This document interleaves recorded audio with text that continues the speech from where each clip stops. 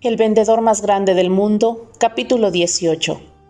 Y así aconteció que Jafid esperó en su solitario palacio a aquel que iba a recibir los pergaminos. El anciano, acompañado solo de su tenedor de libros, digno de confianza, observaba el ir y venir de las estaciones, y las enfermedades propias de la vejez le impidieron bien pronto toda actividad, con la excepción de sentarse serenamente en su jardín cubierto. Y esperó casi 3 años completos después de haber dispuesto de sus riquezas y de haber disuelto su emporio comercial. Y un día, procedente del desierto oriental, apareció un hombre de pequeña estatura que cojeaba. Un extraño que entró a Damasco y se dirigió directamente a través de las calles hasta el palacio de Jafid. Erasmo, por lo general modelo de cortesía y propiedad, se paró resueltamente en la puerta cuando el visitante repitió su pedido. «Quisiera hablar con tu señor». La apariencia de aquel forastero no inspiraba confianza. Tenía las sandalias desgarradas y remendadas con una soga. Sus piernas bronceadas estaban heridas y rasguñadas, con llagas en muchos sitios, y tenía rodeada la cintura de una especie de delantal holgado y andrajoso, hecho de pelos de camello. Aquel extraño tema, el pelo largo y enmarañado y sus ojos, enrojecidos por el sol, parecían arder desde adentro.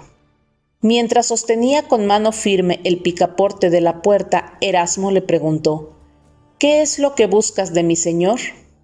El extraño se quitó la mochila del hombro y unió sus manos en actitud de oración hacia Erasmo. «Te ruego, mi buen hombre, que me des audiencia con tu señor.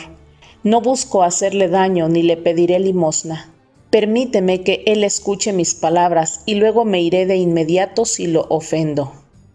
Erasmo, inseguro aún, abrió lentamente la puerta e hizo una señal hacia el interior. Luego se dio vuelta sin mirar y caminó con rapidez hacia el jardín con el visitante que lo seguía cojeando. En el jardín, Jafid dormitaba y Erasmo vaciló ante su señor. Tosió y Jafid hizo un ligero movimiento. Volvió a toser y el anciano abrió los ojos. «Perdóneme que le interrumpa el sueño, señor mío, pero tenemos un visitante». Jafid, que se había despertado, se sentó y fijó sus ojos en el extraño que hizo una reverencia y habló. «¿Es usted al que llaman el vendedor más grande del mundo?». Jafid frunció el ceño, pero asintió. «Así me han llamado en épocas pretéritas. La corona ya no descansa en mi anciana cabeza. ¿Qué buscas de mí?». El visitante de pequeña estatura se mantuvo de pie ante Jafid y se restregó las manos sobre su velludo pecho. Pestañeó y replicó: «Me llamo Saulo y regreso ahora a mi ciudad natal de Tarso, procedente de Jerusalén. Sin embargo, le ruego que no permita que mi apariencia le engañe. No soy un bandido del desierto ni limosnero de las calles. Soy ciudadano de Tarso y también ciudadano de Roma. Mi pueblo son los fariseos de la tribu de Benjamín, y aunque mi oficio es fabricante de tiendas, he estudiado a los pies del gran Gamaliel. Algunos me llaman Pablo». Acompañaba a sus palabras con la oscilación de su cuerpo, y Jafid, que aún no se había despertado por completo hasta este momento, se disculpó pidiéndole a su visitante que se sentara. Pablo asintió, pero siguió de pie. «He venido para pedirle directivas y ayuda que solo usted puede darme. ¿Me permitirá, señor, contarle mi historia?». Erasmo, de pie detrás del extraño, sacudió la cabeza violentamente, pero Jafid hizo como si no lo notara. Estudió con detenimiento a aquel que le había interrumpido el sueño y luego asintió. «Soy muy anciano para seguir mirándote con la cabeza levantada. Siéntate a mis pies y te escucharé». Pablo puso al lado su mochila y se hincó cerca del anciano, que esperaba en silencio. «Hace 4 años, a raíz que el conocimiento acumulado en demasiados años de estudio había enceguecido mi corazón y no podía ver la verdad, fui testigo oficial del apedreamiento en Jerusalén de un santo llamado Esteban. Había sido condenado a muerte por el Sanedrín judío por blasfemia contra Dios. Jafid lo interrumpió con un dejo de perplejidad en su voz. No sé qué tengo que ver con esta actividad. Pablo levantó la mano como para calmar al anciano y dijo: Lo explicaré de inmediato. Esteban era seguidor de un hombre llamado Jesús, que a menos de un año antes de la lapidación de Esteban fue crucificado por los romanos por sedición contra el Estado. La culpabilidad de Esteban consistía en su insistencia de que Jesús era el Mesías, cuya venida había sido predicha por los profetas judíos, y que el templo había conspirado con Roma para asesinar a este Hijo de Dios. Esta conducta constituía un acto de censura a las autoridades constituidas y solo podía ser castigada con la muerte, y como se lo he manifestado, yo participé. Además, en virtud de mi fanatismo y fervor juvenil, se me concedieron cartas para el sumo sacerdote del templo, y se me confió la misión de viajar aquí a Damasco para realizar una pesquisa y hallar a todo seguidor de Jesús y enviarlo encadenado a Jerusalén para que fuese castigado. Esto ocurrió, como lo he manifestado, hace 4 años. Erasmo miró de soslayo a Jafid y quedó asombrado, porque había una expresión en la mirada del anciano que el fiel tenedor de libros no había visto desde hacía muchos años. Solo se oía el borboteo de la fuente en el jardín hasta que Pablo habló de nuevo diciendo: Y ahora, en circunstancias que me acercaban a Damasco con ideas asesinas en mi corazón, vi un resplandor repentino en el cielo. Aunque no recuerdo haber sido golpeado, me encontré en el suelo y aunque no podía ver, sí podía oír. Y oí una voz en mis oídos que me decía: Saulo, Saulo, ¿por qué me persigues? Y yo le respondí: ¿Quién eres tú? Y la voz me replicó: Soy Jesús, a quien tú persigues. Levántate y entra en la ciudad, y se te dirá lo que debes hacer. Después de una pausa, Pablo prosiguió: Me puse de pie y fui conducido de la mano por mis compañeros a la ciudad de Damasco, y allí no pude comer ni beber durante 3 días mientras permanecí en la casa de un seguidor del crucificado. Luego fui visitado por otro llamado Ananías, que me dijo que en una visión se le había dicho que me visitara. Luego me puso la mano sobre los ojos y pude ver de nuevo. Enseguida comí y bebí y recuperé las fuerzas. Jafid se inclinó hacia adelante en su banco y preguntó: ¿Qué pasó entonces?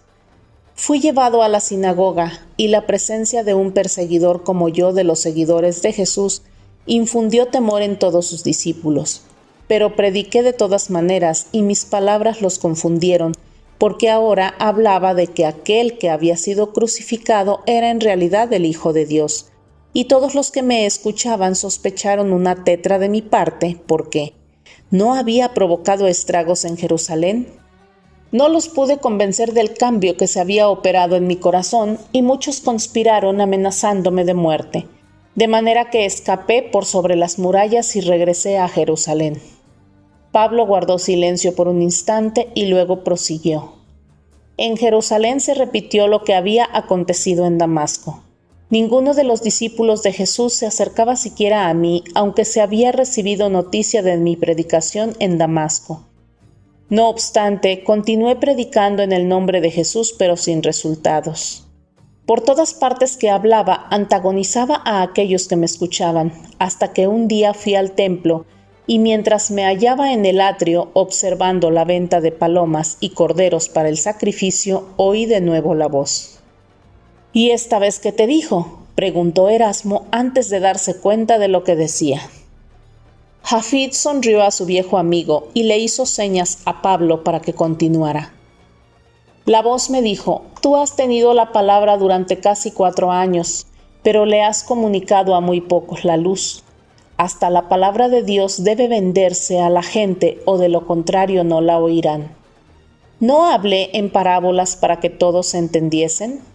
Pocas moscas podrás cazar con el vinagre. Retorna a Damasco y busca a aquel que es aclamado como el más grande vendedor del mundo. Si vas a esparcir mi palabra por el mundo, que Él te enseñe el camino. Jafid dirigió una mirada rápida a Erasmo y el anciano tenedor de libros comprendió la pregunta. ¿Era este a quien había esperado tanto tiempo? El gran vendedor se inclinó hacia adelante y puso su mano en el hombro de Pablo. «Cuéntame de este Jesús», le dijo. Pablo, con voz sonora y enérgica, contó de Jesús y de su vida, mientras que Jafid y Erasmo escuchaban. Pablo habló de la larga espera judía del Mesías, que vendría y los uniría en un reino nuevo e independiente de felicidad y paz. Habló de Juan el Bautista y de la llegada en el escenario de la historia de aquel que se llamaba Jesús. Narró los milagros realizados por este hombre, sus conferencias ante la multitud, la resurrección de los muertos, el trato que les dio a los cambiadores de dinero, y manifestó también su crucifixión, sepultura y resurrección.